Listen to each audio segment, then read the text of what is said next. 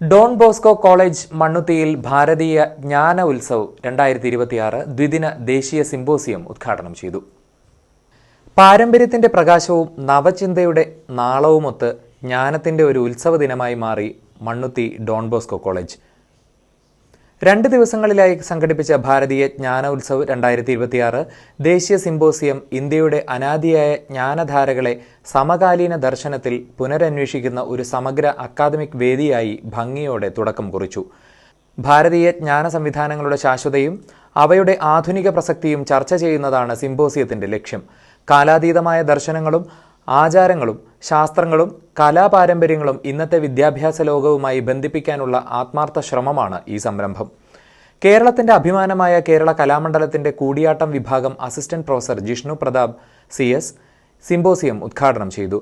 ഭാരതീയ ജ്ഞാന പരമ്പരകളുടെ ആഴവും കലാസാംസ്കാരിക പൈതൃകത്തിന്റെ ആത്മീയ മൂല്യവും അദ്ദേഹം ഉദ്ഘാടന പ്രസംഗത്തിൽ സവിശേഷമായി അവതരിപ്പിച്ചു.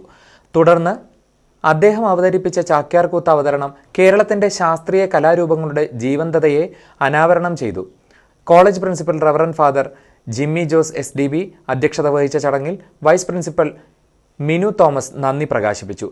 Reverend father Devasikutty Kollamkudiyil, reverend father George Nedumkallil, reverend father Rubin Mathew, IQAC coordinator Antony P. James എന്നിവർ സന്നിഹിതരായിരുന്നു.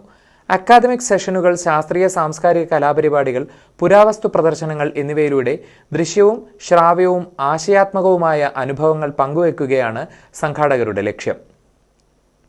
പാരമ്പര്യ ഇന്ത്യൻ ജ്ഞാന സംവിധാനങ്ങളെയും സമകാലീന അക്കാദമിക് സംവാദങ്ങളെയും ബന്ധിപ്പിച്ച് അന്തർവിഭാഗ പഠനത്തിനും വിദ്യാർത്ഥി പങ്കാളിത്തത്തിനും പ്രോത്സാഹനം നൽകുന്നതാണ് സിംപോസിയത്തിന്റെ മുഖ്യ ദൗത്യം. ACV news, Thrissur.